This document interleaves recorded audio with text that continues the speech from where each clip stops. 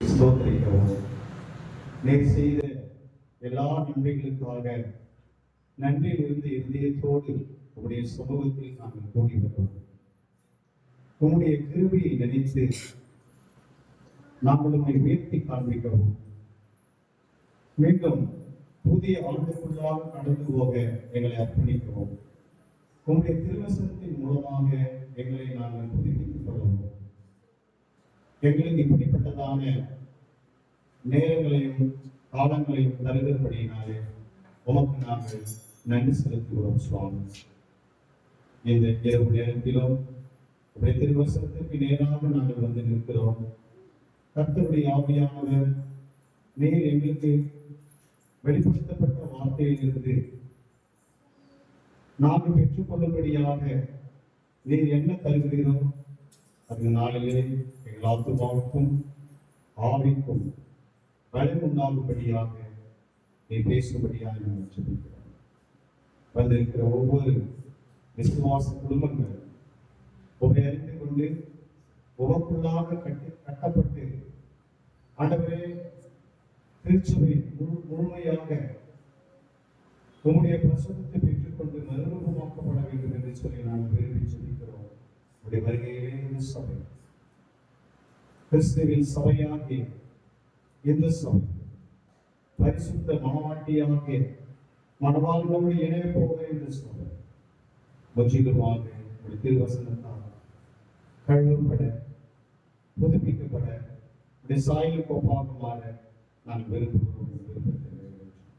அடியேறி மறைத்து நீ விழிப்போடும் எல்லாரும் கவனமாய் இந்த திருவசனங்களை கேட்டு தங்களை அர்ப்பணிக்க விடுவார். இயேசு கிறிஸ்துவின் ஒப்பற்ற நாமத்தில் ஜெபிக்கிறோம் எங்கள் ஜீவன் நல்ல பிதாவே. ஆமென். ஆமென். உட்கார்வோம். ஆண்டவர் ரட்சிகரமாக இயேசு கிறிஸ்துவின் ஏழு இல்லாத நாமத்தில் உங்களை நான் வாழ்த்தி வரவேற்கிறேன். இந்த ஆண்டினுடைய கடைசி நாட்களிலே நாம் வந்திருக்கிறோம். இந்த ஆண்டின் கடைசி நாட்கள் என்று சொல்லும் பொழுது எல்லா திருச்சபைகளிலும் தேவன் கொடுத்த பெரிய ஒரு வரப்பிரசாதம் குடும்பங்கள். இந்த குடும்பங்கள் எப்படி உருவானது, இந்த குடும்பத்திற்கு தேவன் வைத்திருக்கிற திட்டம் என்ன, இந்த குடும்பத்திலே தேவன் என்ன செய்தார், இந்த குடும்பத்திற்காக தேவன் எப்படிப்பட்ட சித்தத்தை நிறைவேற்றும்படியாக இங்கே வேதத்திலே நமக்கு வெளிப்படுத்தி காட்டுகிறார். பல காரியங்களை குறித்து நாம் நாளில் அறிந்து கொள்ள அழைக்கப்பட்டோம். இந்த நாளில் வந்திருக்கிற குடும்பத்துல இந்த சத்தியத்தை பேசுவதற்கு தேவன் என்னை தெரிந்திருக்கிறார். இந்த சத்திய வசனங்களை நாம் ஆராய்ந்து பார்க்கும்படியாக தேவன் நமக்கு அழைப்பு கொடுக்கிறார். ஒரு முக்கியமான ஒரு காரியங்களை குறித்து இந்த நாளிலே நாம் பார்க்கிறோம். இந்த 66 புத்தகங்களை நாம் முழுமையாக படிக்கும் பொழுது இது தேவனுடைய வார்த்தை என்று நாம் விசுவாசிக்கும்படியாக அழைக்கப்படுகிறோம். தேவனால் வெளிப்படுத்தப்பட்ட வார்த்தை என்று விசுவாசிக்கும்படியாக அழைக்கப்படுகிறோம். தேவனிடத்திலிருந்து இங்கே வெளிப்படுத்தப்பட்ட வார்த்தைகளை நாம் விசுவாசிக்கும் பொழுது நம்முடைய வாழ்க்கையில அது பரிபூர்ணமாக அவருடைய திருச்சித்தத்தை நிறைவேற்றும்படியாக அவருடைய திட்டத்திற்குள்ளாக நாம் கடந்து வந்து அவருடைய மனவிருப்பத்தை நிறைவேற்றி நாம் தேவனை அடையும்படியாக நமக்கு அருளப்பட்டிருக்கிறது. வேத வசனங்கள் எல்லாம் தேவ ஆவியானவரால் அருளப்பட்டிருக்கிறது என்பதை முதலாவது நீங்கள் விசுவாசிக்க வேண்டும். தேவனுடைய வார்த்தை எதற்காக நமக்கு கொடுக்கப்பட்டிருக்கிறது என்பதை முதலாவது நாம் ஆராயும்படியாக அழைக்கப்பட்டிருக்கிறோம். நன்றாக கவனிங்க. வேத வசனங்கள் நம்முடைய தனிப்பட்ட வாழ்க்கையில எதற்காக கொடுக்கப்பட்டிருக்கிறது, இந்த வசனங்கள் நம்முடைய வாழ்க்கையில எதற்காக இப்பொழுது நம்முடைய கரங்களிலே இருக்கிறது, ஒவ்வொரு வசனமாக நாம் தியானிக்கிறோம். நாம் எதற்காக இந்த திருச்சபைக்கு வருகிறோம், நம்முடைய முதன்மையான நோக்கம் என்ன, நாம் கேட்கிற எல்லா காரியங்களுக்கும் தேவன் பதிலளிக்க வேண்டும் என்று சொல்லி என்பதற்காக அல்ல. தேவனால் வெளிப்படுத்தப்பட்ட வார்த்தைகளை தேவ ஆவியானவர் மூலமாக இங்கே நாம் இந்த வசனங்களை விசுவாசிக்கும்படியாக அழைக்கிறோம். இந்த வேத வசனங்கள் நமக்கு எதற்காக அருளப்பட்டிருக்கிறது, அதை நாம் வாசிப்பதால் நமக்கு ஏற்படுகிற பயன் என்ன, இதை குறித்து நாம் அதிகமாக சிந்திக்கிறோம். நான் ஒவ்வொரு வசனமாக நான் சொல்லும் பொழுது நீங்கள் என்னோடு கூட எழுதி வைத்துக் கொண்டு, நான் மற்ற காரியங்களை குறித்து அதிகமாக பேசப் போவதில்லை. நான் முழுமையாக வேத வசனங்களை மாத்திரம் பேசப் போவதில்லை. இந்த வேத வசனங்களை நாம் அதிகமாக பேசுவதற்கு தேவன் நமக்கு நேரத்தை கொடுக்கிறார். இப்ப முதலாவது வசனத்திற்குள்ளாக நாம் கடந்து போக போகிறோம். 2 தீமோத்தேயு புத்தகம் 3வது அதிகாரம் 16வது வசனத்தை நீங்கள் வாசிக்கலாம். 2 தீமோத்தேயு 3வது அதிகாரம் 16வது வசனம். வேத வாக்கியங்கள் எல்லாம் தேவ ஆவியினால் அருளப்பட்டிருக்கிறது. தேவனுடைய மனுஷன் தேவையாகவும் எந்த நற்கிரியையும் செய்ய தகுதியுள்ளவனாகவும் இருக்கும்படியாக. தொடர்ந்து 17வது வசனத்தை வாசிக்கலாம். அவைகள் உபதேசத்திற்கும் கடிந்து கொள்ளுதலுக்கும் சீர்திருத்தலுக்கும் நீதியை படிப்பிக்குதலுக்கும் பிரயோஜனமுள்ளவைகளாய் இருக்கிறது. வேத வாக்கியங்கள் என்று சொல்லும்போது இது வேத வசனம் மாத்திரமல்ல, இது தேவ வசனம், தேவனால் அருளப்பட்ட வசனம். இது தேவ ஆவியானவரால் அருளப்பட்ட வசனம். தேவனுடைய மனுஷன்,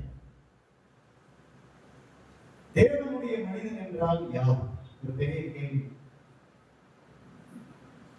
Who is man of God? தேவ மனிதன் என்பவர் யார்? இந்த தேவ மனிதன் தேவனுக்குரிய காரியத்தை எப்படி சிந்திக்க முடியும்? மிக முக்கியமான ஒரு காரியம். தேவ மனிதன் என்றால் யார்? இந்த தேவ மனிதன் தேவனுக்குரிய காரியத்தை எப்படி அறிந்து கொள்ள முடியும்? இதை அறிந்து கொண்ட பின்பு அதை எப்படியாக தேவனுடைய சமூகத்திலே அவன் அவருக்கு ஏற்ற வண்ணமாய் வாழ்ந்து முடிக்க முடியும்? இந்த வாழ்க்கை, இந்த வாழ்க்கையை எப்படி தேவனுக்குரியதாய் நாம் வாழ வேண்டும்? தேவனுடைய வசனம், தேவனுடைய மனிதன், தேவனுடைய வாழ்க்கை, தேவனுடைய சித்தம், அதை நிறைவேற்றுவதற்கு தேவன் நமக்கு ஆவியானவரை கொண்டு இதை எப்படி நிறைவேற்றுகிறார்? எத்தனை கேள்வி! கிறிஸ்துவின் பிரியமான தேவனுடைய பிள்ளைகள், வேத வசனம் என்பது நம்முடைய தேவைக்காக மாத்திரமல்ல, அது தேவனுடைய மனவிருப்பத்தை எப்படியாக நிறைவேற்ற வேண்டும் என்பதற்காக நமக்கு அருளப்பட்டிருக்கிறது. We must know about what is the will of God. If anyone wants to will of God, you must listen to the voice of God. It's very important in your spiritual aspect.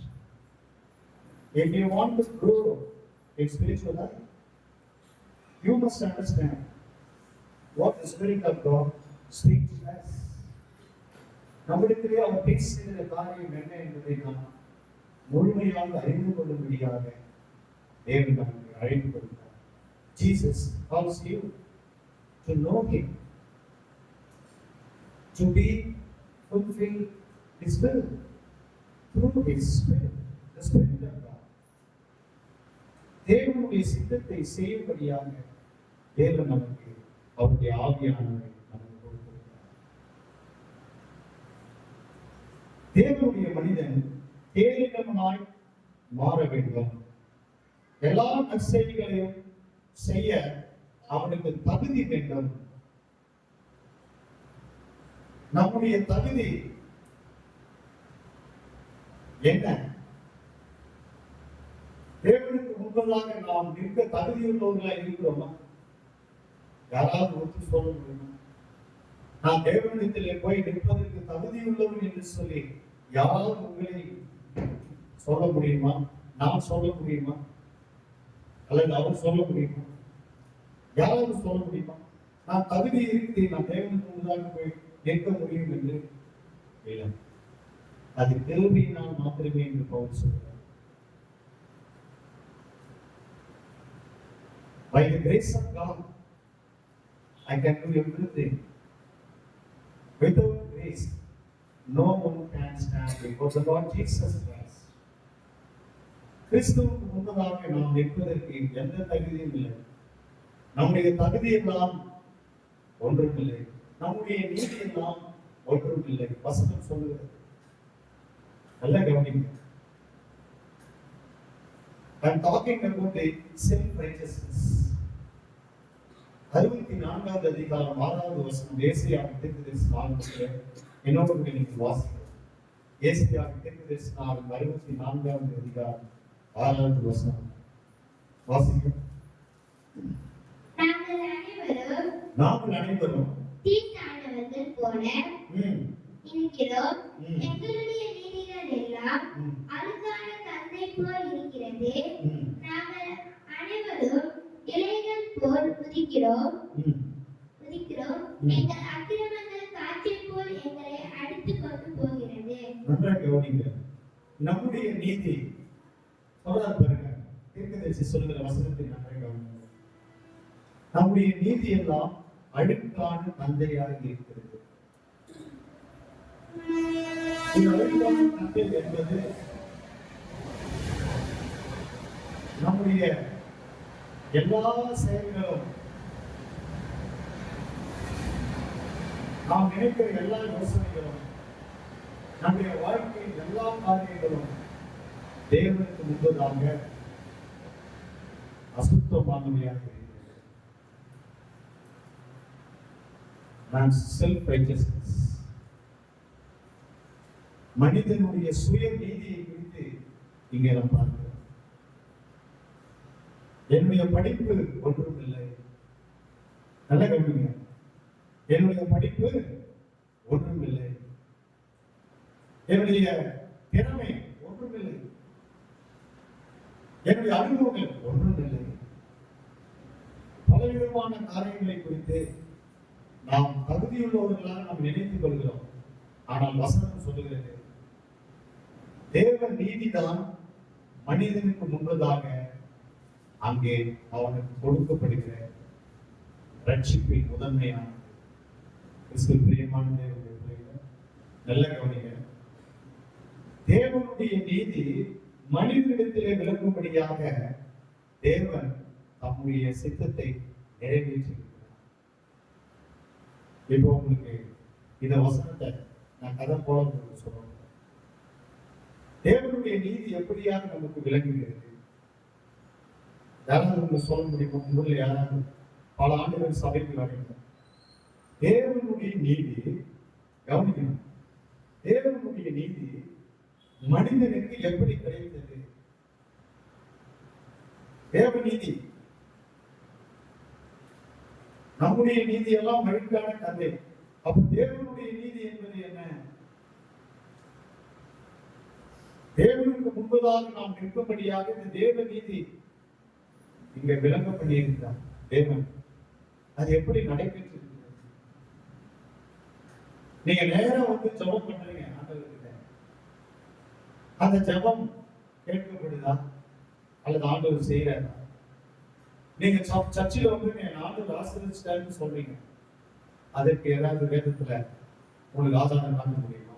ஆனா நீங்க காட்டுற ஆதாரம் கூட எப்படி இருந்தாலும் நீங்கள் காட்டுகிறீங்களா, நான் நல்லா இருக்கேன், கை கால் நல்லா இருக்குது, எனக்கு ஆண்டவர் வீடு கொடுத்தாரு, எனக்கு ஆடு கொடுத்தாரு, எனக்கு பணம் கொடுத்தாரு, நான் கடன் நினைச்சிட்டேன், நான் இப்போ வீடு கட்டிட்டேன், நான் நிலம் வாங்கிட்டேன், இந்த மாதிரி எல்லாம் சொல்லி இந்த உலக பிரகாரமான காரியங்களை சொல்லி இது ஒரு ஆசீர்வாதம் சொல்றாங்க. அது இல்லை, அது பைபிள் அப்படி இல்லை.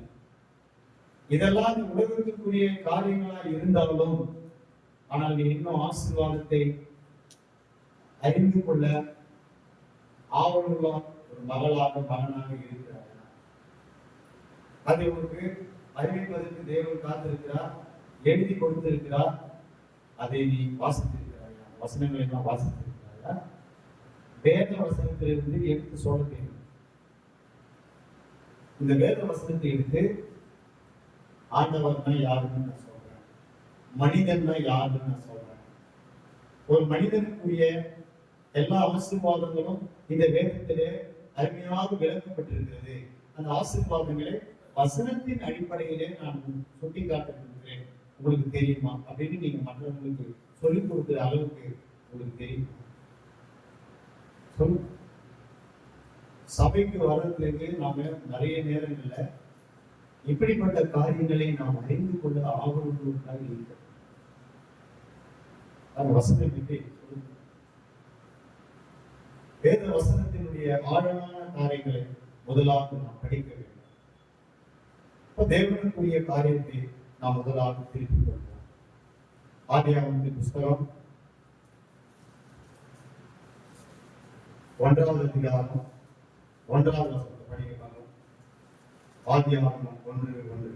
ஆதியிலே தேவன் வானத்தையும் பூமியையும் சிருஷ்டித்தார்.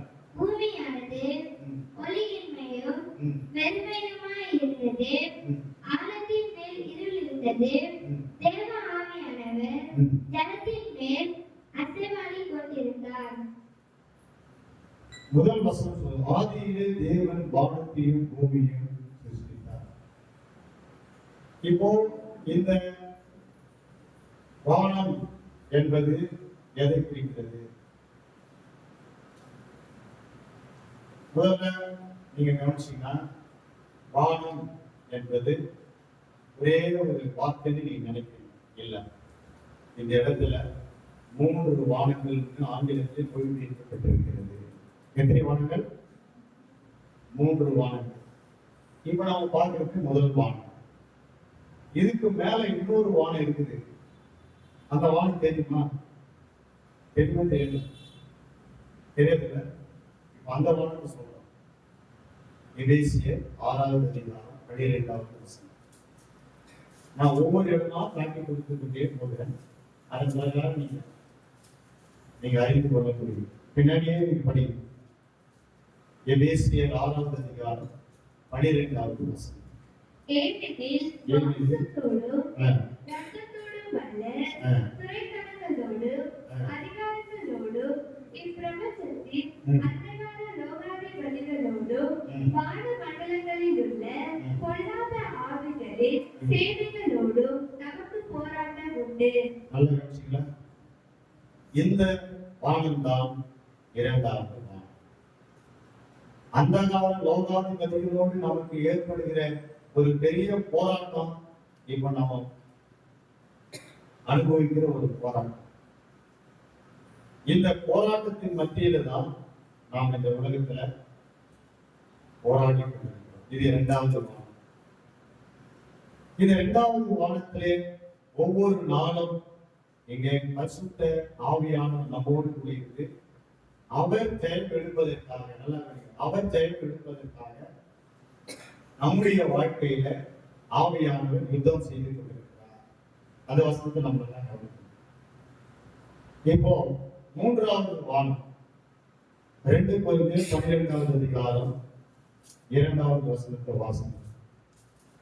3வது வானம் கிறிஸ்துவுக்குள்ளான ஒரு மனுஷனை அறிவேன். அவர் 14 வருஷத்துக்கு முன்னே 3ஆம் வானம் வரைக்கும் எடுக்கப்பட்டார். போதுமா? இப்ப என்ன வானம் போட்டிருக்கு?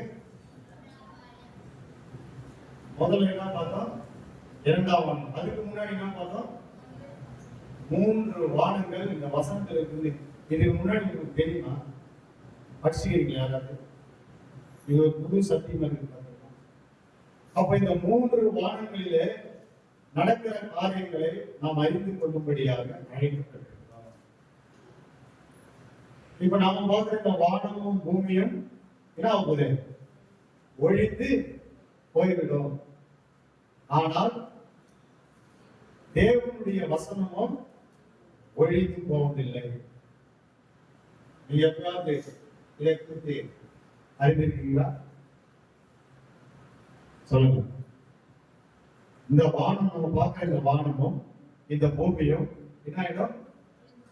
ஒழிந்து போய்விடும். ஆனால் தேவனுடைய வசனம் அழியாத வசனம் இப்போ என்றென்றும் விழித்திருக்கிறோம். பாருங்க, படைத்தார். நல்ல கவனிங்க. தேவன் நம்மை பூமியையும் எல்லா அந்த சராசரங்களையும் அவர் படைத்திருக்கிறார். சரி, எத்தனை பேர் ஆதியாகமம் 1வது அதிகாரம் படிச்சிருக்கீங்க? நீங்க படிச்சிருக்கீங்க ஆதியாகமம் 1வது எல்லாரும் சிரிக்கிறாங்க. ஐயா, ஆதியாகமம் 1வது அதிகாரம் படிக்காம யாராவது இருப்பாங்க? நீங்க ஆதியாகமம் 1வது அதிகாரத்துக்கு வரீங்க. ஆனா இந்த ஆதியாகமம் 1வது அதிகாரத்துல நீங்க அறிந்து கொள்ளாத ஒரு விஷயம் இருக்கு. 2வது வசனம் வாசிங்க. பூமியானது ஒளியின்மையும் வெறுமையுமாய் இருந்தது, ஆழத்தின் மேல் இருள் இருந்தது, தேவ ஆவியானவர் ஜலத்தின் மேல் அசைவாடிக் கொண்டிருந்தார். இந்த வசனத்துல பாத்தீங்கன்னா பூமியானது ஒழுங்கின்மையா இருந்தது. இங்கிலீஷ்ல டிசார்டர் என்று சொல்லப்படுது. நல்லா கவனிங்க. தேவன் படைக்கும் போது பூமி எப்படி ஒழுங்கின்மையா இருக்க முடியும்? அது எப்படி வெறுமையா இருக்க முடியும்? பாத்தீங்களா? அப்ப டிசார்டர்ல இருக்கிற ஒரு காரியம் ஏற்கனவே எதுவும் நடந்திருக்கு. ஏதோ ஒரு காரியம் நடந்திருக்கு. அதனாலதான் இப்ப இந்த இடத்துல ஒழுங்கின்மையும் வெறுமையுமாய் இருக்கிறது அப்படின்னு நீங்க எப்பயாவது யோசிச்சிருக்கீங்களா? உங்களை யாரும் சொல்லுங்க. தேவன் வானத்தையும் பூமியும் படைத்தார்னு சொன்ன உடனே 2வது வசனத்துல பூமியானது ஒழுங்கின்மையும் வெறுமையுமாய் இருந்ததுன்னா அதனுடைய அர்த்தம் என்னன்னு எப்பயாவது கேட்டுருக்கீங்களா? சொல்லட்டுமா? இந்த முதல் வசனத்துக்கும் 2வது வசனத்துக்கும் ஒரு பெரிய யுகம் இருக்கிறது. அது எத்தனை ஆண்டுகள் நமக்கு தெரியுது? 100 ஆண்டு, 200 ஆண்டு, 500 ஆண்டு, 1000 ஆண்டு தெரியாது. ஆனா ஒரு யுகம், ஒரு கேப் இருக்குன்னு சொல்றோம். இங்க தேவன் படைக்கிற இந்த காலகட்டத்திற்கும் இந்த வெறுமையா இருக்கிற ஒரு காலத்திற்கும் இதற்கும் பாத்தீங்கன்னு சொன்னாக்கா ஒரு பெரிய ஒரு கேப். இந்த கேப் தான் நாம் முக்கியமா அறிந்து கொள்ள வேண்டிய முதன்மையான நல்ல. அப்போ தேவன் படைக்கும் பொழுது இங்க ஏதோ ஒரு பெரிய ஒரு இடையூறு ஏற்பட்டிருக்கிறது. ஏதோ ஒரு சம்பவம் நடந்தது. உலகம் படைக்கிறதுக்கு முன்னாடி என்ன நடந்துச்சு, என்ன சம்பவம் நடந்துச்சு? இது வரைக்கும் நீங்க படிச்சதெல்லாம் என்ன படிச்சிருக்கீங்க? ஆண்டவர் ஆதாமையாவையும் படைச்சாரு, எல்லாத்தையும் படைச்சாரு. அப்புறம் அவங்க இந்த பழத்தை சாப்பிடக்கூடாதுன்னு சொன்னாரு இல்ல? இதை சாப்பிட்டா நீங்க நீங்க மறுத்து போயிடுவீங்க. கடலை கொடுத்தாரு, அப்புறம் சாப்பிட்டாங்க. அதுக்கப்புறம் அவங்களுக்குள்ள பாவம் வந்துருச்சு இல்லையா? அவங்க போய் ஒழிச்சு கொண்டாங்க. அப்புறம் அவங்க சாப்பிடணும், மரணத்தை பெற்று கொண்டு வெளியே போனாங்க. இது நம்ம படித்த ஒரு உண்மையான சம்பவம். ஆனா இதுல இருந்து கொஞ்சம் இன்னும் ஆழமா போனாக்கா இல்ல, இந்த சம்பவத்துக்கு முன்னாடி ஏதோ ஒரு சம்பவம் நடைபெற்று அதைதான் வாசிக்க. சரிங்களா? நல்லா கவனிங்க.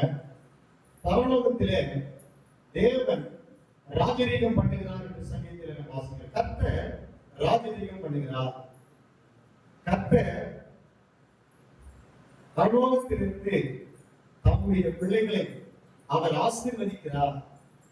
தேவனை தேடுகிற உணர்வு உள்ளவர்கள் உண்டோ என்று சொல்லி மனுபுத்திரனை பரலோகத்திலிருந்து பார்க்கிறார். நல்ல கவனிங்க. சத்திய வசனங்கள் நல்ல கவனிங்க. நான் ஒரு வார்த்தை கூட என்னுடைய சொந்தமா நான் பேசவே மாட்டேன். இதை இருக்கிறது அப்படியே உங்களுக்கு நான் சொல்லிக் கொடுத்தேன். இதை நீங்க விசுவாசிச்சு அப்படியே மாறிடும். அவர் மாற்றுவா, நீங்க அந்த விசுவாசித்து மாறணும். நீங்க வேற மாதிரி வாழணும்னு நினைச்சீங்கன்னா இடம் கிடையாது. நான் சொல்லிடுறேன். இது இந்த வேதவசனத்தின் அடிப்படையில தான் நம்ம மாறணுமே தவிர நாம நினைக்கிற மாதிரி ஒரு வாழ்க்கை வந்து கடவுளை நம்ம பார்த்த அளவுக்கு அவரை கொண்டு வரணும்னு நினைச்சீங்கன்னா நீங்க தவறு செய்வீங்க. கவனிங்க. உங்களுடைய ஜபங்களும் உங்களுடைய வாழ்க்கையும் உங்களுடைய தீர்மானங்களும் உங்களுடைய எல்லா திட்டங்களும் வேதத்தின் அடிப்படையிலே மாற்றி அமைப்பதற்கு தேவன் வேதத்தை அருளியிருக்கிறார். எல்லாமே மாறி total 100% you will be changed by the power of God. by the Holy Spirit, பரிசுத்த ஆவியானவர் மூலமாக நீங்கள் வாழ முடியும். He will do everything for you. எல்லாவற்றையும் அவர் செய்வார். If you believe, நீங்கள் விசுவாசித்தால், கவனிங்க. If you believe the word of God, தேவனுடைய வார்த்தையை விசுவாசிக்க ரொம்ப முக்கியமான ஒரு காரியத்தை சொல்லு. பாருங்க, என்ன நடைபெற்றுக் கொண்டிருந்தது? அவர் இந்த காரியங்களை செய்வதற்கு முன்பதாக அங்கு நடந்த காரியங்கள் என்ன? இப்போது நான் படிக்கிற காரியத்தில் அந்த வெளிப்படுத்தப்பட்ட வார்த்தையின் மூலமாக அறிந்து கொள்ளும்படியாக நீங்கள் அழைக்கப்படும் போது, அந்த அழைப்புக்கு நீங்கள் முற்றிலுமாக உள்ளே வரும்போது அந்த காரியம் வெளிப்படுத்தும். இதுதான் தேவனுடைய அழைப்பு. Jesus calls you to understand His original plan. Do you understand? சொல்றது உங்களுக்கு புரியுதுங்களா? நீங்க இவ்வளவு நாள் எப்படி செய்தி கேட்டீங்க எனக்கு தெரியாது. ஆனா இன்னைக்கு ஒரு வித்தியாசமான ஒரு செய்தியை கேட்கிறேன். இவ்வளவு என்ன நடக்குதுன்ற வரலாற்றிலிருந்து நாம் அறிந்து கொள்ள வேண்டும். 6000 ஆண்டுகளுக்கு முன்பதாக உலகம் படைக்கப்பட்டது என்று சொல்லி பார்க்கலாம். ஆனால் பல யுகங்களுக்கு முன்பதாக இங்கே தேவன் நித்தியமாய் வாழும் அந்த நித்திய வீட்டிலே ஒரு பெரிய காரியம் நடந்திருக்கிறது. தேவன் பரலோகத்தில் இருக்கிறார். அவரால் படைக்கப்பட்ட தூதர்கள் அங்கே உள்ளே இருக்கிறார்கள். அந்த படைக்கப்பட்ட தூதர்கள் அவரை ஓயாமல் பரிசுத்தர் பரிசுத்தர் பரிசுத்தர் என்று சொல்லி அவர்கள் போற்றிக் கொண்டே இருக்கிறார்கள், புகழ்ந்து கொண்டே இருக்கிறார்கள், ஆராதித்துக் கொண்டே இருக்கிறார்கள், மகிமைப்படுத்திக் கொண்டே இருக்கிறார்கள். அப்படி நடைபெற்றுக் கொண்டிருக்கிற, சதா காலமும் நடைபெற்றுக் கொண்டிருக்கிற அந்த காலகட்டத்தில் என்ன ஒரு காரியம் நடந்தது? கேருபீன்களும் சேராபீன்களும் தங்களுடைய சட்டைகளை விரித்து அந்த பரிசுத்த தேவனுக்கு முன்பதாக ஓயாமல் போற்றிக் கொண்டே இருக்கும் பொழுது, பணிவிடைக்காரர்களாகிய அந்த தூதர்கள் தேவனுக்கு துதி செலுத்திக் கொண்டிருக்கும் பொழுது என்ன நடந்தது? 2 காரியங்களை, 2 வேத ஆதாரங்களை கொண்டு இப்போது நாம் பார்க்கிறோம். பழைய ஏற்பாட்டு புத்தகத்தில் எசேக்கியேலின் தீர்க்கதரிசன ஆகமத்தை என்னோடு எடுத்துக்கொள்ளுங்கள். ஏசாயாவின் தீர்க்கதரிசன ஆகமத்தை என்னோடு எடுத்துக் கொள்ளுங்கள். There are 2 references I would like to indicate in this context. பாருங்க, இந்த பகுதியில 2 வேத வசனங்கள் சொல்றாங்க. 28வது அதிகாரம் எசேக்கியேலின் தீர்க்கதரிசன ஆகமம். எல்லாரும் எப்படி எடுத்து வச்சுக்கோங்க. இதுல நீங்க வாசிக்கும்படியாக 10வது வசனத்திலிருந்து நீங்க வாசிங்க. மறுதேசத்தாரின் கையினால் நிவிருத்த சேவனம் இல்லாதவர்கள் சாவது போல சாவாய். நான் இதை சொன்னேன் என்று கர்த்தராகிய ஆண்டவர் உரைக்கிறார் என்று சொல் என்றார். பின்னும் கர்த்தருடைய வார்த்தையை எனக்கு உண்டாக்கி அவர் 28வது அதிகாரம் 12வது வசனம் வாசிக்கவா? மனுபுத்திரனே, நீ திரு ராஜாவை குறித்து புலம்பி அவனை நோக்கி கர்த்தராகிய ஆண்டவர் உரைக்கிறது என்னவென்றால், நீ விசித்திரமாய் செய்யப்பட்ட முத்திரை கோத்திரம், நீ ஞானத்தால் நிறைந்தவன், பூரண அளவுள்ளவன், நீ தேவனுடைய தோட்டமாகிய ஏதேனில் இருந்தவன், பத்மராக, புஷ்பராக, வைரம், படிக பச்சை, கோமேதகம், எஸ்பி, இந்திர நீலம், மரகதம், மாணிக்கம் முதலான சகலவித இரத்தினங்களும் பொன்னும் உன்னை மூடிக்கொண்டிருக்கிறது. நீ சிருஷ்டிக்கப்பட்ட நாளில் உன் மௌன வாத்தியங்களும் மேல வாத்தியங்களும் உன் நகசுரங்களும் உன்னிடத்தில் ஆயத்தப்பட்டிருக்கிறது. இந்த வசனத்திற்கான விளக்கத்தை இப்போது இந்த இடத்துல தீரு ராஜாவினுடைய அந்த ஆட்சி காலத்தில் அவருடைய தனிப்பட்ட வாழ்க்கையின் மூலமாக உருவகமாக சொல்லப்படுகிற ஒரு காரியம். இந்த தீர்வை குறித்தும் அந்த ராஜாவின் குணநலன்களை குறித்தும் ஓமையாக சொல்லப்படும் போது இங்கே சாத்தானுக்கு ஒப்புமையாக சொல்லப்படுகிறது. நல்லா கவனிங்க. சரியா?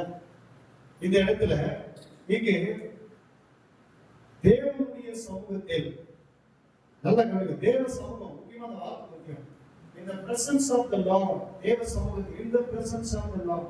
என்னுடைய வாயில நான் வெளியிடுகிற ஒவ்வொரு வார்த்தையும் நீங்க நல்லா கவனிச்சீங்கன்னு சொன்னா பரிசுத்த ஆவியானவருடைய வசனங்கள் வந்து கொண்டே இருக்கும். அது பிரகாரம் நீங்க புரிய வரணும். ஒரு வேர்டு கூட தள்ளி போகாது. நல்லா கவனிங்க. ஒரு வேர்டு கூட தள்ளி போகாது. In the presence of the Lord, தேவ சமூகத்திலே ஆண்டவர் உரைக்கிறது. Thus says the Lord. ஆங்கிலத்தில் சொல்லு. Thus says the Lord. தேவன் பேசுகிறார். தேவன் கெர்ச்சிக்கிறார். தேவன் முழங்குகிறார். ஆமோஸ் தீர்க்கதரிசனத்தில் இவ்வளவு வார்த்தைகள் இருக்கு. தேவனுடைய வார்த்தை வெளிப்படும் போது அது இருபுறமும் பட்டயம், கருப்புள்ள பட்டயம். அது நம்முடைய இருதயத்தை மாத்திரமல்ல, எஸ், நம்முடைய ஊனை உருவ பிடிக்கத்தக்கதா, நம்முடைய உள்ளுக்குள் இருக்கிற எல்லா நினைவுகளையும் வகையறுக்கத்தக்கதா, எல்லாவற்றையும் மாற்றத்தக்கதாய் இங்கே நமக்கு வெளிப்படுத்தப்பட்டிருக்கிறது. உரைக்கிறது சொன்னா தேவன் பேசுகிறார், தேவன் முழங்குகிறார், தேவன் கெர்ச்சிக்கிறார், தேவன் தன்னுடைய சத்தத்தை அங்கே வெளியிடுகிறார். உரைக்கிறார் என்ற வார்த்தை ரொம்ப முக்கியமானது. அப்போ முத்திரை மோதிரம், மோதிரம் எதை குறிக்கிறது? அங்கே ஒரு ராஜாக்களுக்கு மோதிரத்தை என்ன பண்ணுவாங்க? அணிவிப்பார்கள். ஒரு தேவதூதன் அவன் முதலாவது ஒரு ராஜாவை போன்ற ஒரு இடத்திலே தேவன் வைத்திருக்கிறார். அடுத்து என்ன போட்டிருக்கிறது? நீ ஞானத்தில் நிறைந்தவன், பூரண அழகுள்ளவன். தேவனுடைய ஞானம், பரிபூர்ண ஞானத்தால் அவன் நிறைந்திருந்த ஒரு தூதனாக இருந்தான். அந்த தூதன் யார்? இங்கே சொல்லப்படுகிற அந்த தூதன் இங்கே கேரு,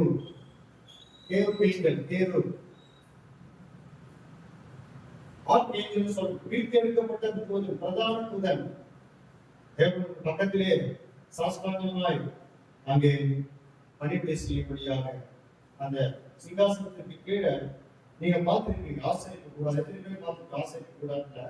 தங்கள் சட்டைகளை ஃபுல்லா மூடிக்கொண்டு தாழ விழுந்து மூடிக்கொண்டு ஃபுல்லா கம்ப்ளீட்டா மூடிட்டு அப்படியே தாழ விழுந்து இருக்கிற ஒரு காட்சியை ஆசிரிக்க கூடாது உள்ள மலாபரிசு பாத்தீங்களா? இது முக்கியமான ஒரு இடம். நம்ம தேவ சமூகத்தில் வந்து எப்படி இருக்கணும்? நம்மளை காட்டக்கூடாது. நம்ம மூலமா யாரை காட்டணும்? யாரை காட்டணும்? தேவனுடைய நாமத்தை மகிமைப்படுத்தும்படியாக நாம் வெளிப்பட. அதுதான் உண்மையான ஒரு வாழ்க்கை. நாம் வெளிப்பட பரிசுத்த ஆவியானவர் நம்மிடத்தில் இருக்கிறார் என்பதை மற்றவர்கள் அதை அறிந்து கொள்ளும்படியான ஒரு வாழ்க்கை நாம் வாழணும். அதுதான் இந்த ஞானம். ஞானமா நம்ம நடக்கிறது இதில் இருக்கு. எல்லா தேவ ஞானம் உங்களுக்கு தெரியுமா? இந்த தேவ ஞானத்தை பவுல் சொல்ற ஒரு இடத்துல 1 Corinthians 2 வாசிக்கிறாங்க. இந்த ஞானத்தை சொல்ற என்னோட வாசிங்க. 1 Corinthians 2 7 ப்ளீஸ். என்ன சொல்ற பவுல் நம்ம பார்க்கலாம். உலகம் தோன்றுவதற்கு முன்னே தேவன் நம்முடைய உலகம் தோன்றுவதற்கு முன்பதாக தேவன் நம்முடைய மகிமைக்காக ஏற்படுத்தினதும் மறைக்கப்பட்டதுமாயிருந்த ரகசியமான தேவ ஞானத்தையே பேசுகிறோம். இப்போது நான் பேசிக் கொண்டிருக்கிறது தேவ ஞானம். I am talking about the wisdom of God, not other things, not other worldly rituals and any other blessings. No, completely 100% talks about the wisdom of God. It is the mystery of Christ. கிறிஸ்துவின் ரகசியத்தை குறித்து இந்த இடத்திலே நாம் அறிந்து கொள்ளும்படியாக அழைக்கப்படுகிறோம். நான் சொல்றது உங்களுக்கு புரியுதா? இது ஒரு ரகசியத்தை குறித்து இப்ப நான் பேசுறேன் உங்களோட. நான் ரகசியத்தை குறித்து உங்களோட இடைக்கூட வந்திருக்கிறேன். பாருங்க, உலகத்தையே படைக்கல, ஆனா ஒரு ரகசியம் இருக்குதுன்ற பவுல் அந்த வசனத்தை பார்க்க பாத்தீங்களா? உலகம் தோன்றுவதற்கு முன்னுன்ற before creation, pre creation, it's a pre creation. அதான் சொன்ன ஒன்னாவது வசனத்துல அவங்க வாசித்தேன், வானத்தையும் பூமியும் படைக்கலாம்னு சொன்ன உடனே ரெண்டாவது வசனத்துல பாத்தீங்கன்னாக்கா வெறுமையா இருக்கிறது, அந்த ஆழத்தின் மேல இருக்குது இருள் இருக்கிறது. எப்படி இது அப்படின்னா ஏதோ ஒன்று நடந்திருக்குன்னு சொன்னேன். அந்த நடந்த காரியம் என்ன?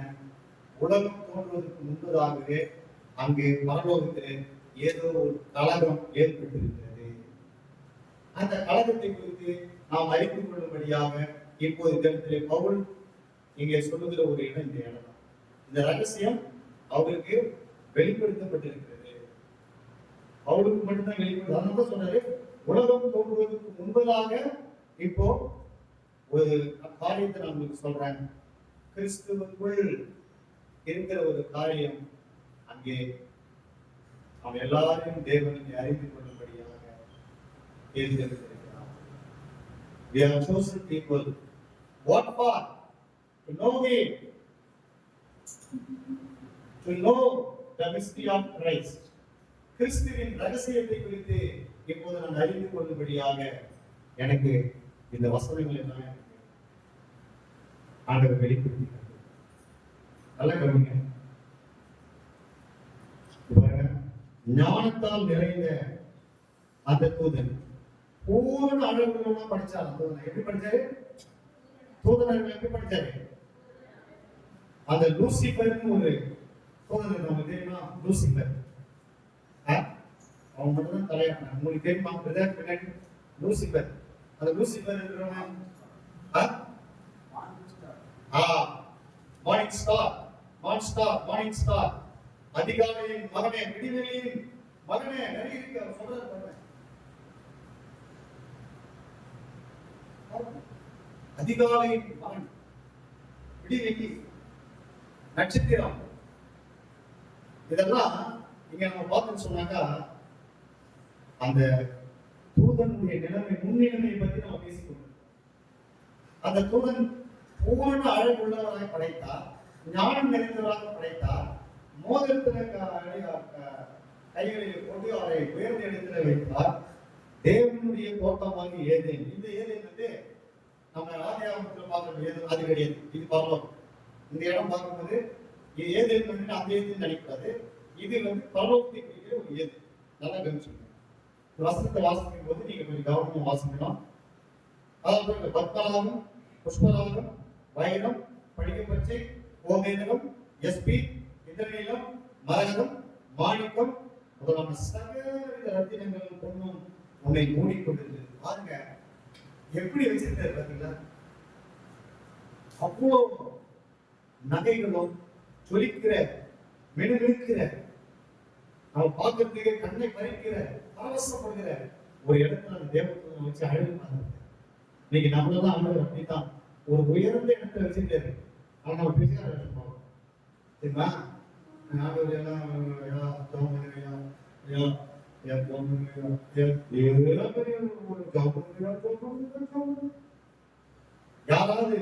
எனக்கு ஜபம் பண்ணாதீங்க, என் ஆண்டவர் ஆசீர்வதிச்சிட்டாரு.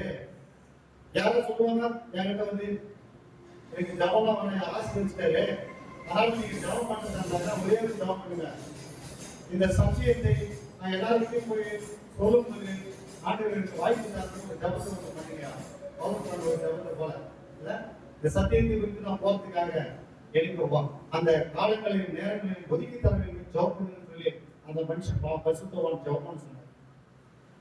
கிராமம் தூரம் படகு தூரம் சுற்றி சென்ற அந்த பரிசுத்தவான் கேட்ட ஜபத்தை போய் நீங்க யாரும் கேட்கறீங்களா? சொல்லுங்க. ஜபம் பண்ணுங்க, ஜபம் பண்ணுங்க, ஜபம் பண்ணுங்க, ஜபம் பண்ணுங்க.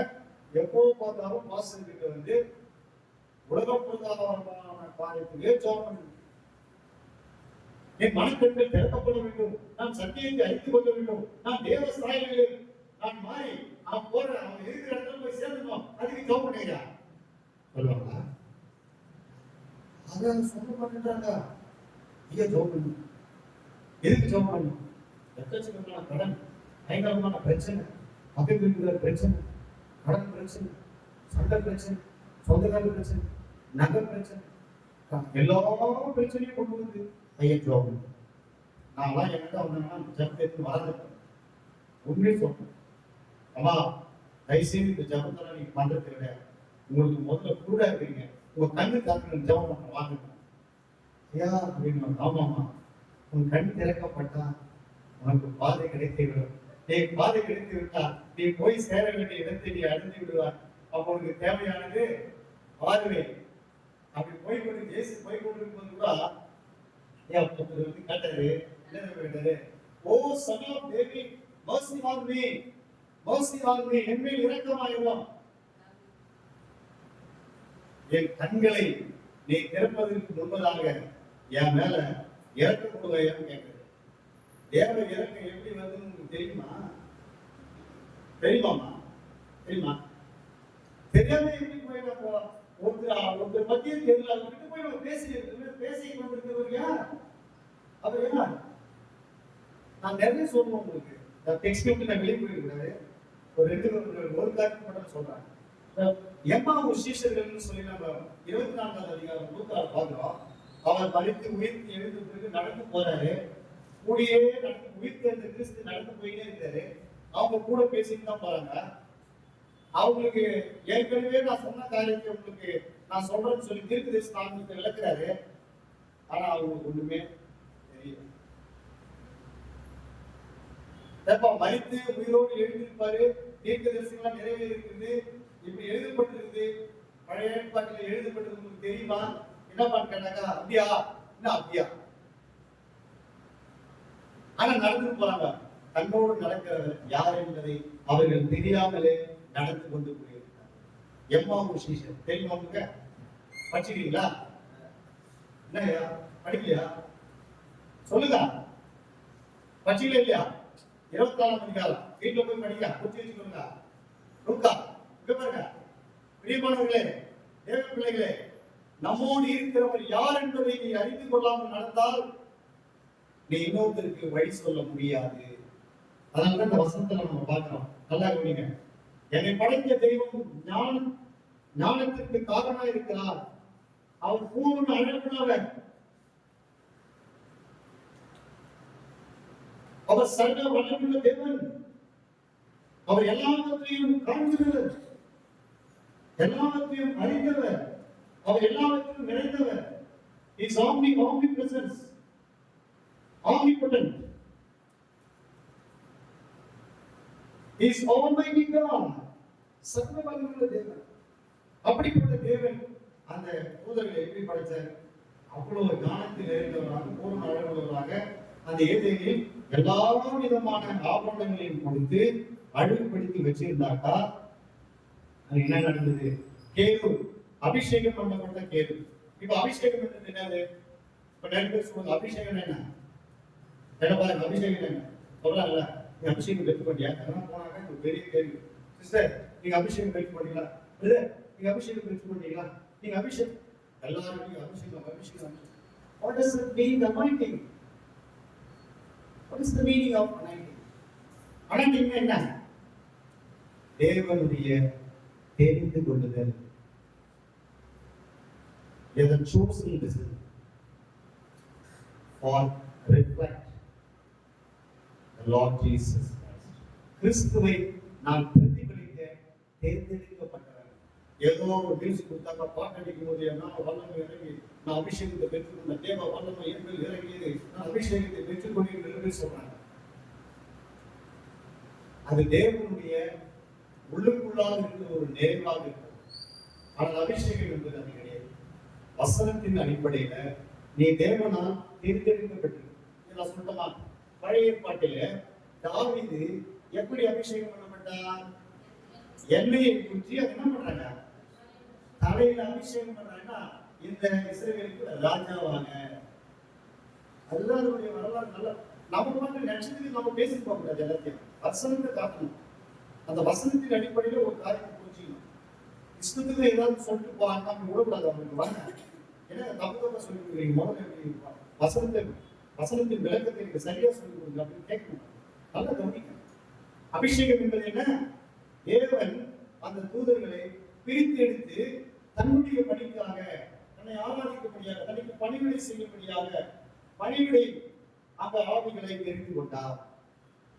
தேவ தூதர்கள் அவர்களெல்லாம் அவர் தெரிந்து கொண்டார்.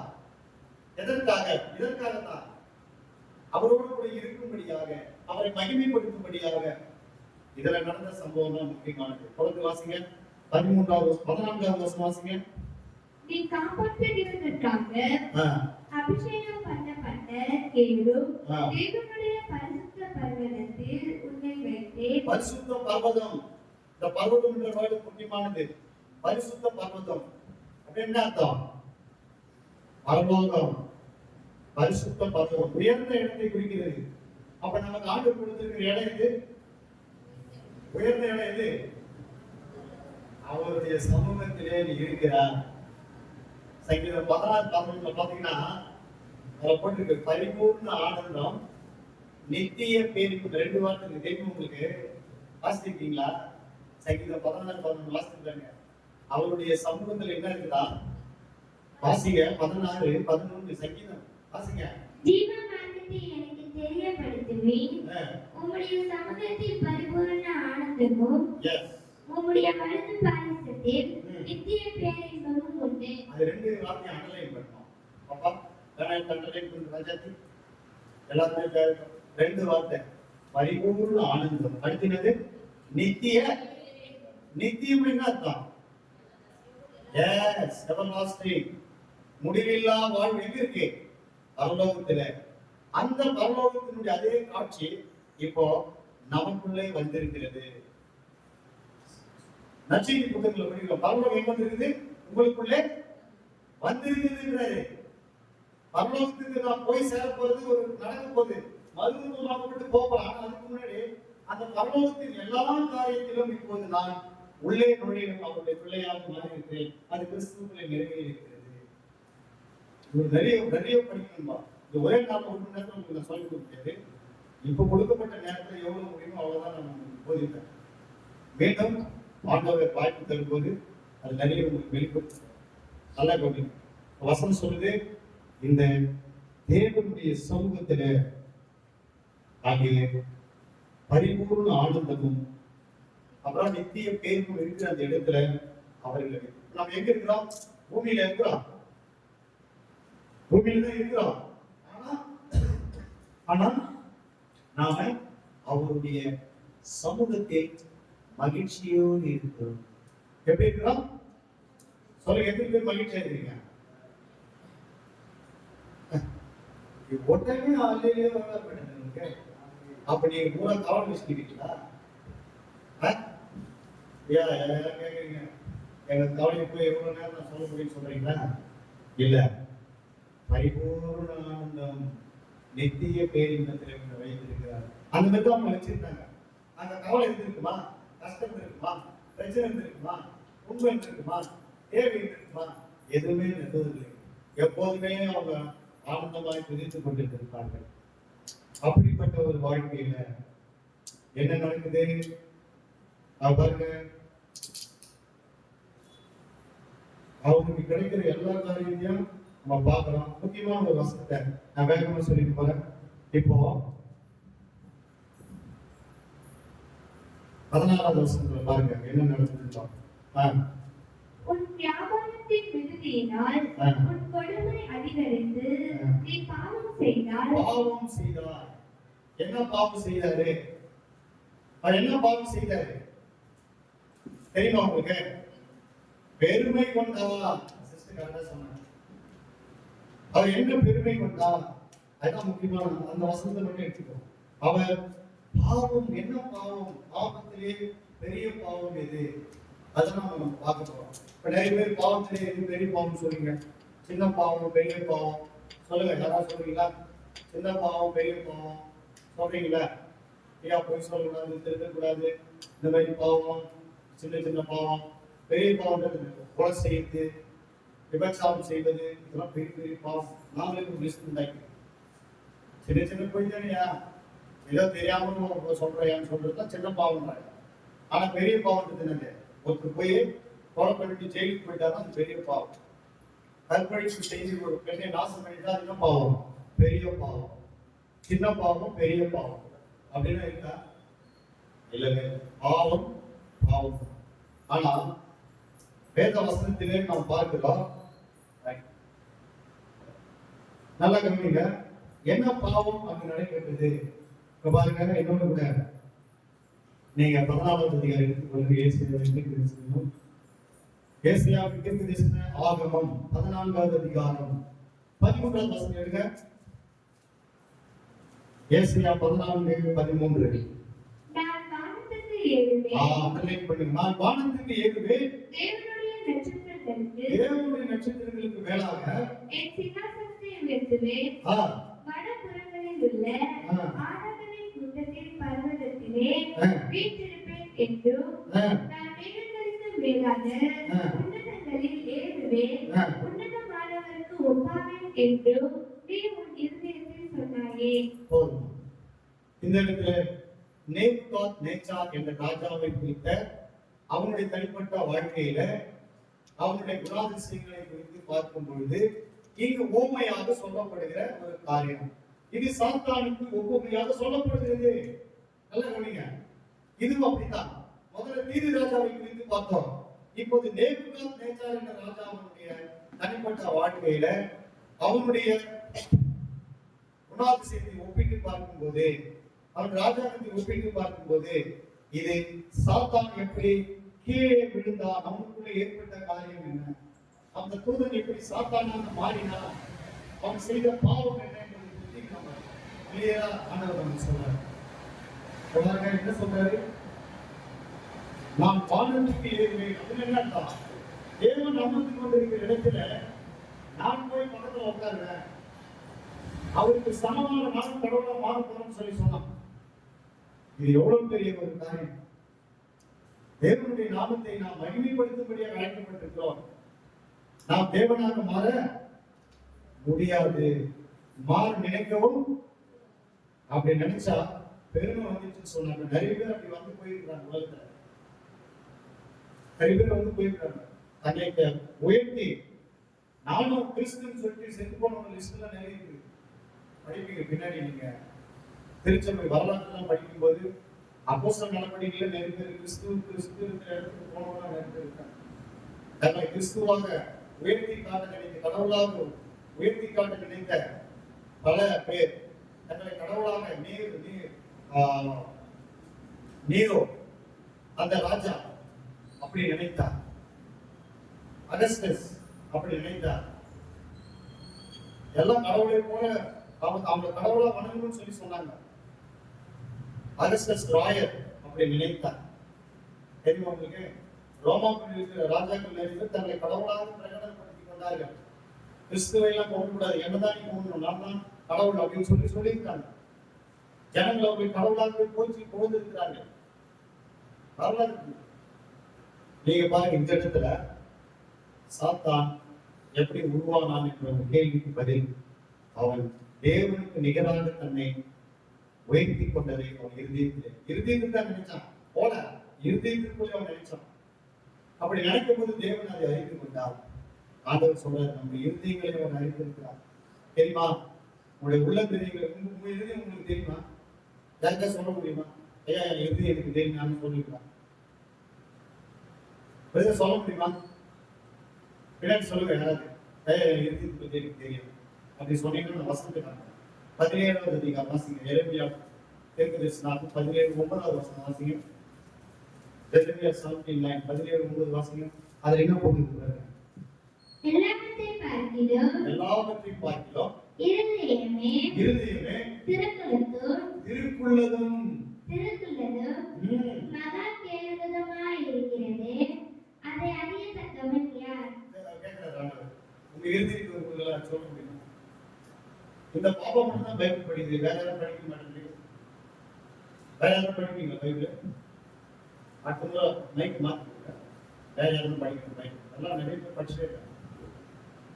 குடும்பமா பின்னாடி வாசிக்க ரெடியா கொடுத்துருங்க. இப்ப பாருங்க, என் இதயத்தை பத்தி எனக்கு தெரியுமா? உங்க இதயத்தை பத்தி உங்களுக்கு தெரியுமா? தெரியுமாமா? தெரியுதுல? தெரியுதா? என்னை பத்தி எனக்கு தெரியும்.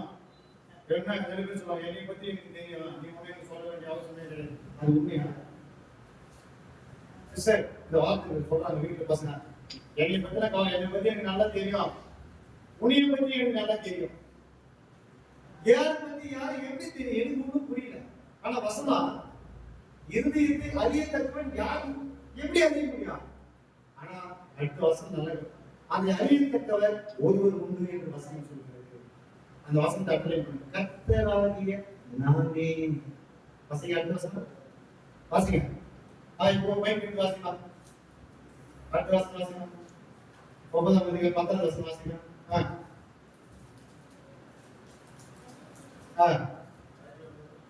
கர்த்தராகிய நானே. அதை அண்டர்லைன் பண்ணுங்க. கர்த்தராகிய நான் தான் என்ன பண்ணலாம்? ஒவ்வொருவனுக்கும் அவனவன் வழிகளுக்கும் செய்கைகளின் பலன்களுக்கும் தக்கதை கொடுக்கும்படிக்கும் இருதயத்தை ஆராய்கிறவரும் உள்ளிந்திரியங்களை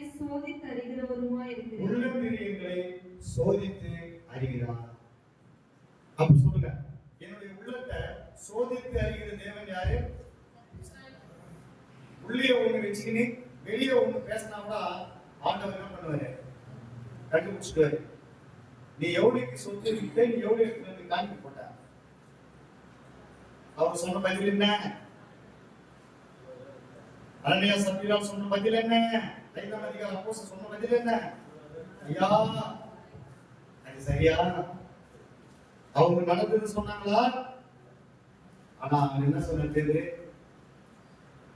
நீ பொய் சொல்லிட்ட, பரிசுத்த ஆவிக்கு விரோதமா பொய் சொல்ல. பரிசுத்த ஆவி நீங்க பாருங்க, நீங்க பரிசுத்த ஆவியானவரா இங்கே உள்ளே நடக்கிற காரிய பரலோகத்துல ஆவி விட்டு வெளியே வராங்க. ஒரு தூதன் வெளியே வரான், நான் வானத்துக்கு ஏறுவேன். என்கிட்ட வந்து கேள்வி கேட்பாங்க. ஒருத்தர் கேள்வி கேட்டார். என்ன கேள்வி கேட்டாரு? இதை நீங்க குச்சி வச்சுக்கொள்ளுங்க, உங்களுடைய மரணம் வரையில இந்த வசனத்தை நீங்க மறக்கக்கூடாது. பூமியை விட்டு போறதுன்னு வசனத்தை மறக்க. கர்த்தர் ஆண்டவருக்கு தானே தெரியும். ஆதாம் பாவம் செய்யலாம் தெரியல, எதுக்கு அவர் மாத்த வைக்கணும்? எப்படி புரியுது அவங்க கேள்வி? ஆண்டவருக்கு தெரியுமே தெரியல, அவன் பாவம் செய்வான்னு தெரியும், எதுக்கு மத்த வைக்கலாம்? மரத்தை வச்சுக்கிட்டு அவன் பாவத்தை செஞ்சுக்கிட்டு அதுக்கப்புறம் எதுக்கு இந்த டெய்லிங்க? இதுக்கு என்ன பதில் சொல்லுவீங்க?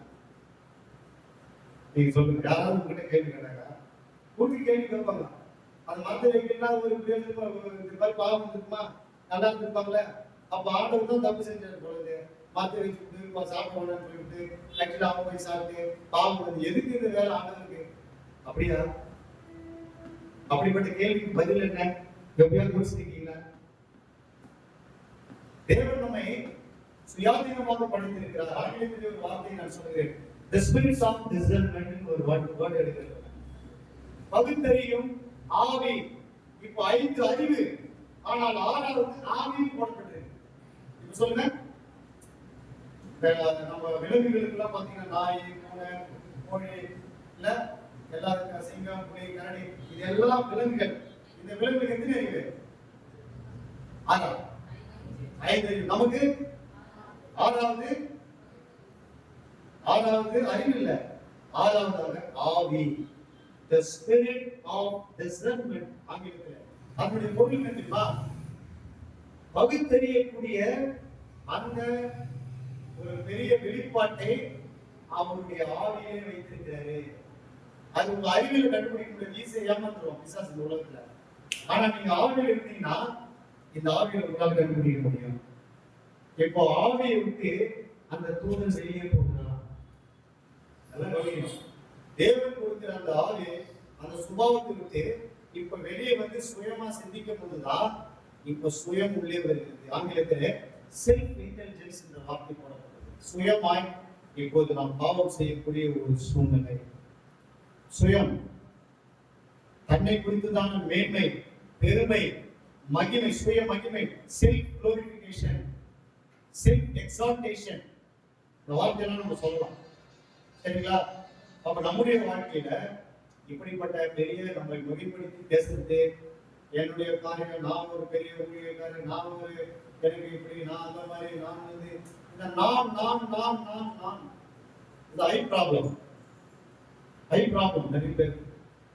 நான் ஒண்ணுமே இல்லையான்ற பவுல் இருக்கு சொல்றேன். என்னை நான் ஒரு பொருட்டாக எண்ணினால் ஒண்ணுமே கிடையாது. அதனால்தான் பவுல் கலாத்தியர் 2:20 சொல்றாரு, என்னை நான் சிலுவையிலே முற்றிலுமாக அறையப்பட ஒப்புக் கொடுத்திருக்கிறேன். I have been crucified with Christ, no longer I, but Christ lives in me. கிறிஸ்துவோடு கூட நான் சிலுவையில் நான் என்று நான் சொல்றேன், சிலுவையில் அறையப்பட்டேன். பாய்வது நான் அல்ல. சொல்லுங்க, யாரு? கலாத்தியர் 2:20 வாசித்தாங்க. நான் என்ற வார்த்தை பவுலுக்கு என்ன சொல்றாரு? கிறிஸ்துவுடனே கூட சிலுவையில் அறையப்பட்டேன், ஆகிலும் நான் பிழைத்திருக்கிறேன். இனி நான் அல்ல, கிறிஸ்துவே எனக்குள் பிழைத்திருக்கிறார். இப்போ இந்த இடத்துல இருந்துதான் இங்க இந்த தேவதூதன் விலகுகிற ஒரு காட்சி. நான்ன்றதுக்கு மேல போய் பெருமையோடு ஆப்போசிட் டைரக்ஷன் அவர் போறாரு. பணிந்து குனிந்து காலில் விழுந்து இருக்கணும். அவருடைய வேலை அதுதான். எப்போதுமே தேவனை மகிமைப்படுத்தக்கூடிய இடத்துல தேவன் சுயாதீனமாக வைத்திருக்கிறார். ரிமோட் கண்ட்ரோல் கிடையாது. நம்ம ரிமோட் கண்ட்ரோல் ஆக நம்ம வச்சுல.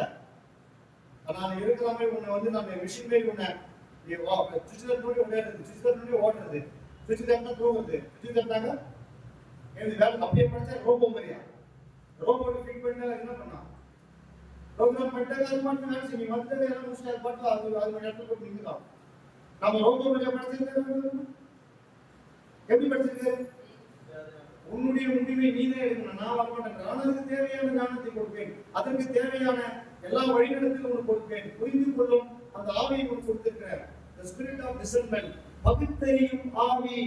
எது நல்லது எது கெட்டது ஃபர்ஸ்ட் அதான் சொல்றாரு.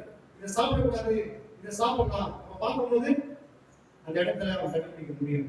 அது மட்டும் இல்ல, ஜீவ விருட்சத்தின் கனி இருக்குது. எங்க 2ஆம் அதிகாரத்துல பார்க்கலாம். அந்த ஜீவ விருட்சத்தின் கனியை போய் அவன் சாப்பிடாம நன்மை தீமை கனியை சாப்பிட ஆரம்பித்தான். அவங்க தெரிந்து கொள்ளுதல் இந்த இடத்துல தேவதூதன் முடியும்.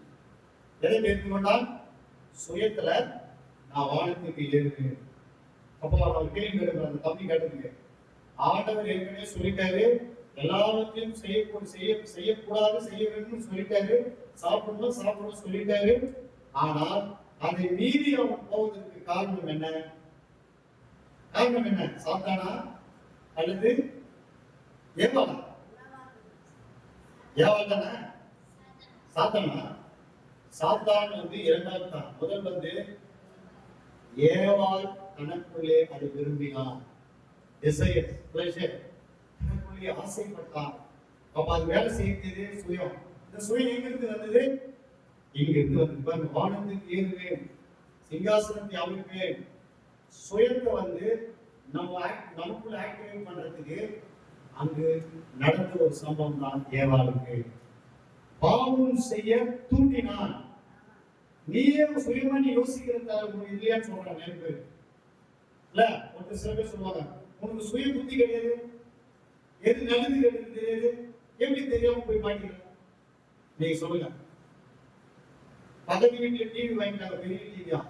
பக்கத்து வீட்டுல பெரிய வாஷிங் மிஷின் புதுசா வந்து அட்வான்ஸா வந்து, பக்கத்து வீட்டுல என்ன நடக்குது? புதுசா செல்போன் புதுசா வந்து வாங்கிட்டாங்க, புதுசா இருக்குது.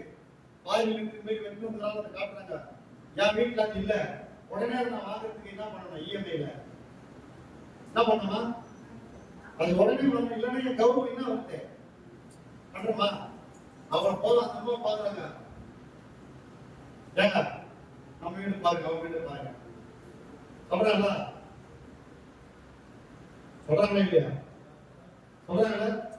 அப்படி இல்லைன்னா திட்டுவாங்க. கொஞ்சம் பாருங்க பார்த்து என்ன சம்பாதிச்சு அது பாருங்க போயிட்டே இருந்தாங்க. நீ என்ன பண்றீங்க? சம்பாதிச்சு என் கழுத்தை பாருங்க, என் காதை பாருங்க, என் கையை பாருங்க, ஒண்ணுமே கிடையாது இல்ல. ஆனா அவங்க பாருங்க எப்படி சவுண்ட் தெரியுமா? எப்படி சவுண்ட் தெரியுமா உங்களுக்கு?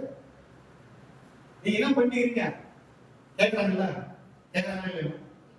அப்ப என்ன பண்றது? அவங்களுக்கு பெருமைக்காக, நம்மளை மிகைப்படுத்துறதுக்காக, நம்ம கௌரவத்திற்காக, நம்மளை எல்லாரும் போற்றணும் புகழணும் பார்த்தப்போ யாரு இருக்கிறாங்கன்னு சொல்லி எல்லாம் இதுக்கு போய் நாம பெருமையில போறோம். பெருமைன்றது ஒரு எருமை.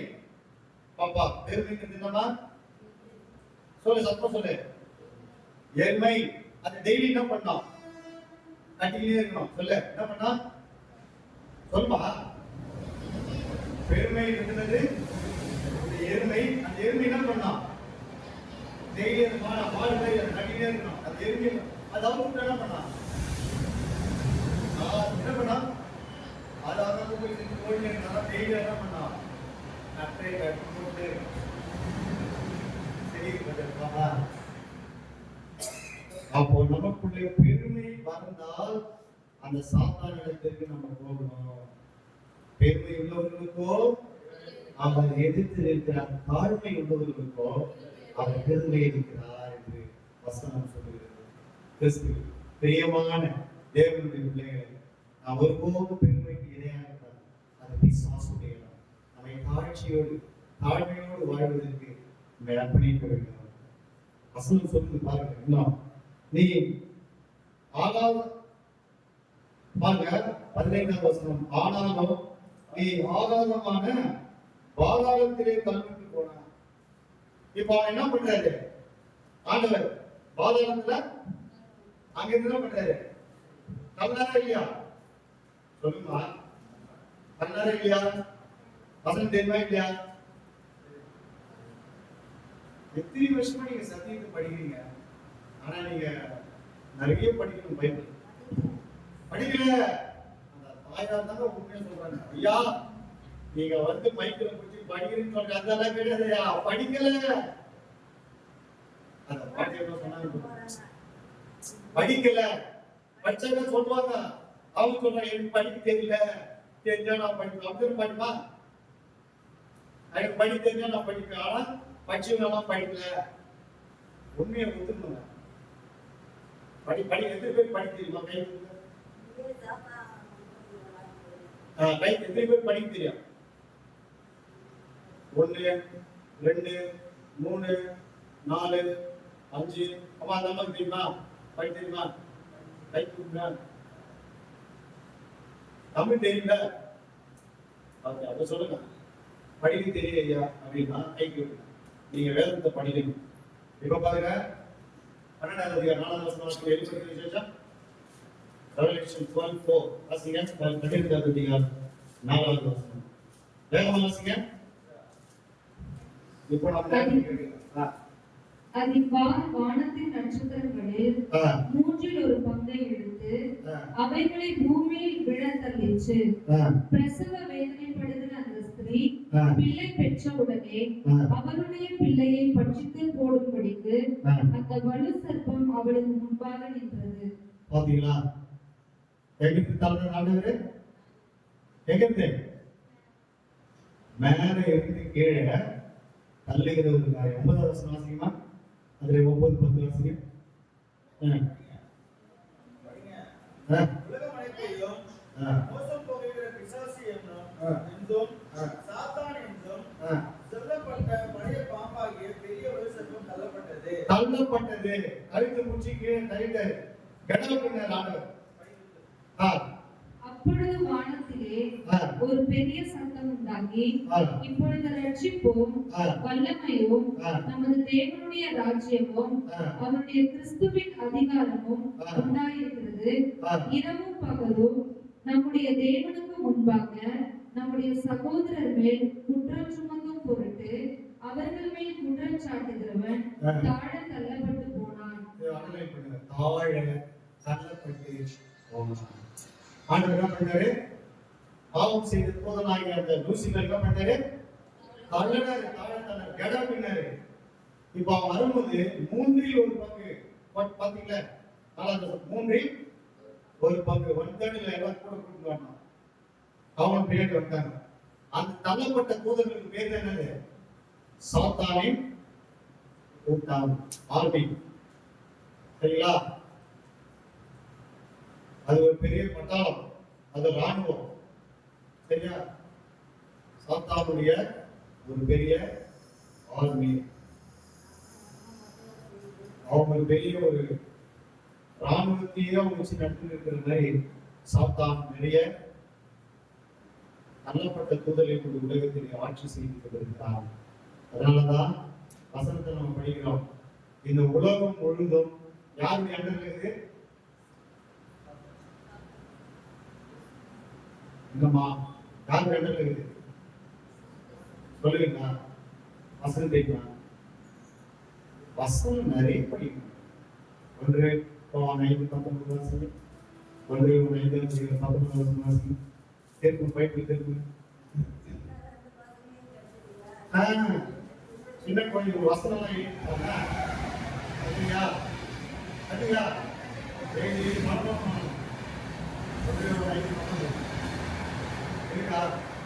நாம் தேவனால் உண்டாயிருக்கிறோம் என்றும் உலகம் முழுவதும் பொல்லாங்கனுக்குள் கிடைக்கிறது என்றும். உலகம் முழுவதும் யாருக்குள்ள இருக்கு? பொல்லாங்கனுக்குள் கிடைக்கிறது. அறிந்திருக்கிறீங்களா? யார் இதை ஆட்சி செய்கிறார்? இந்த உலகம். இந்த உலகம் வந்து இந்த பிசாசனுடைய காரியங்கள் பூமி வேற, இந்த பூமியில் இருக்கிற காரியங்கள் வேற. உலகம் வந்து உலகத்துல என்ன இருக்குமா? உலகத்துல என்ன இருக்கு?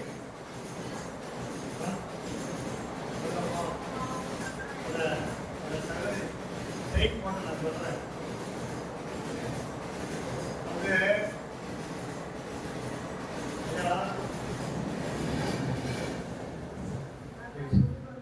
அந்த சகோதரி சொல்றாங்க, ஐயா இந்த உலகத்திலே உபத்திரவங்கள் இருக்கு. அந்த மாதிரி ஏதாவது சொல்லுங்க ஐயா. உலகத்துல என்ன வந்து ஏமா உலகத்துல உபத்திரவம் வந்துச்சு? எதுக்கு பார்க்க உலகத்துல உபத்திரவம்?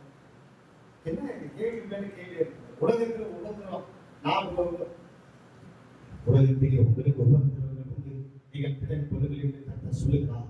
இப்படி ஏதாவது சொல்லிட்டு நாம கொள்ளுங்கள். கர்த்தர் உங்களை பாழாக்காமல் தலையாக்குவார், கீழாகாமல் மேலாக்குவீர்கள். உங்கள் உபத்திரத்தை கர்த்தர் மாற்றுவார்னு சொல்லி நான் பாட்டு ஒரு 4 வாரத்துக்கு சொல்லிட்டு நான் போயிட்டு உபத்திரம் மாறாமல் இருக்கிறேன். ஐயா பெருக்கு போன உபத்திரம் இல்ல, அப்படி படிக்கூடாது. இல்லை வசனத்தை பாருங்க. உலகத்தில் என்ன இருக்குது தெரியுமா? சொல்லட்டுமா?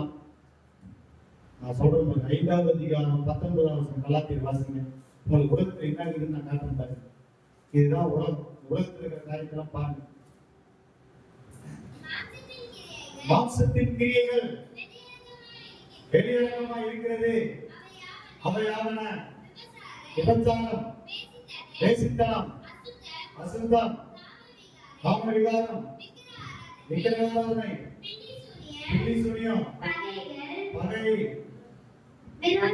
விரோதங்கள், வைராக்கியங்கள், கோபங்கள், சண்டைகள், பிரிவினைகள், மார்க்கபேதங்கள், பொறாமைகள், கொலைகள், வெறிகள், களியாட்டங்கள் முதலானவைகள்.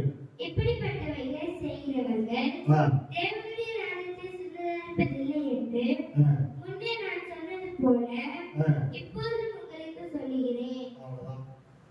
பரலோகத்துக்கு பணம் போவாங்களா? பரலோகத்துக்கு போறவங்க பண்ண முடியுமா? பண்ணலாமா? பண்ணக்கூடாது. அப்ப இதெல்லாம் எங்க இருக்குது?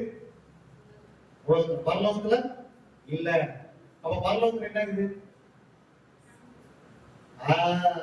தொடர்ந்து 22 பாருங்க. 22 என்ன இருக்கு?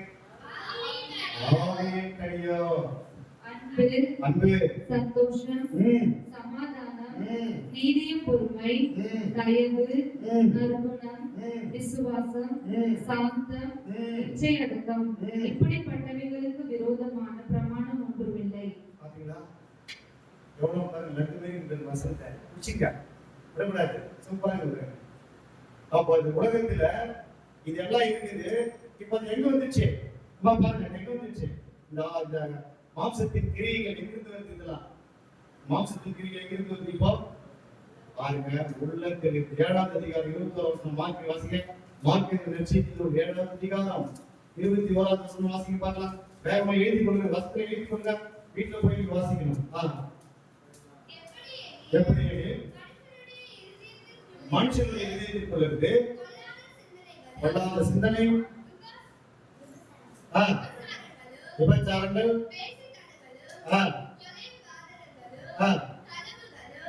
பொருளாசைகளும் துஷ்டத்தனங்களும் கபடும் காமவிகாரமும் வன்மனும் தூஷணமும் பெருமையும் மதிக்கேடும் புறப்பட்டு வரும். எங்கிருந்து?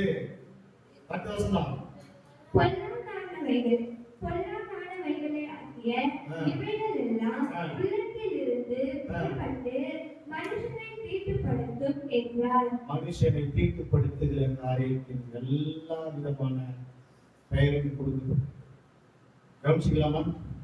அருமையான தேவனுடைய பிள்ளைகளை, நம்முடைய இருதயத்திற்குள்ளிருந்து இத்தனை காரியங்களும் வருகிறது. இதுதான் சாத்தானின் உலகத்திற்குள்ளே இருந்து கிரியை செய்கிற, ஆட்சி செய்கிற காரியங்கள். சண்டை போடுறோம், பகைமை, விரோதம், எரிச்சல், மற்றவங்களை மன்னிக்காத ஒரு குணம். அவங்களை பார்த்தா என்ன பண்றான்? மனசுக்குள்ளே இரு இரு அப்படின்னு நினைக்கிறான். எப்படி கவனிமாங்க, பாருங்க, இரு இரு கத்தர் ஒரு நல்ல தண்டனை கொடுக்குற நேரம் வரும். இரு இரு இரு இரு சொல்றோம்னா அதையும் ஆண்டவர் என்ன பண்றாரு? அவ்வளவுதான் போங்க. நம்ம பார்த்தாக்கா அவங்களுக்கு எப்படி இருக்கு? வித்தியாசமா இருக்கு. ஆனா நாமளும் சில நேரங்கள் அவங்க பார்த்து என்ன பண்ணிடுவோம்? அதே மாதிரி ரியாக்ஷன் பண்ணிடுவோம். அத்தை பார்த்து அவங்க கூலி கொடுப்பேன் சொல்லி உங்களை சபிக்கிறவர்கள் என்ன பண்ணுவீங்க? அப்படியே சொல்றோம். உங்களை நிந்திக்கிறவங்களுக்காக என்ன பண்ணுங்க? அப்படியே சொல்றோம். சில நேரங்கள்ல குடிக்கவே இல்லை தெரியுமா? அப்படின்னு இல்லை. குடிக்காத காரியத்தை நம்ம எப்படி அணுகுவதற்கு எடுத்துக்கிறோம். அப்ப ஆண்டவர் சொல்றாரு, அந்த சாத்தானுடைய வீழ்ச்சி நீங்க முடிச்சுக்கிற சாத்தானுடைய இந்த ஒரு பெரிய ராஜ்யத்திற்குள்ள அடுத்து என்ன நடந்து கொண்டிருக்கிறது இந்த உலகத்துல. இப்ப அந்த வீழ்ச்சி வந்த உடனே சாத்தான் வேலையை இப்ப ஏதேன் பண்ணிட்டான். எங்க வந்துட்டான்? இப்ப ஏதேன் போல முதல் வசனத்துல வானத்தையும் பூமியும் படைத்தார். படைச்ச பிறகு இப்ப யாரும் படிச்சாரு? 1வது அதிகாரம் 26வது வசனம் வாசிக்க நான் முடிச்சிட்டேன். கர்த்தருக்கு சித்தமான ஐயா டைம் ஆயிடுச்சு.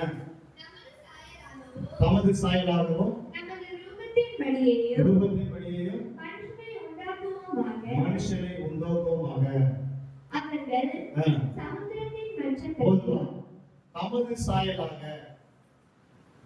அது திரியேக தேவனை பற்றி நம்ம பார்த்தோம். இதா குமாரன் பரிசுத்த ஆவி நாம் என்று சொல்லப்பட்டிருக்கிறது. வி ஆங்கிலத்திலே வி என்று போடப்பட்டிருக்கிறது. நல்ல கவனிங்க. ஆண்டவர் மனிதனை தமது சாயலாக படைத்தார். ஆதாம் எப்படி படைத்தாரு?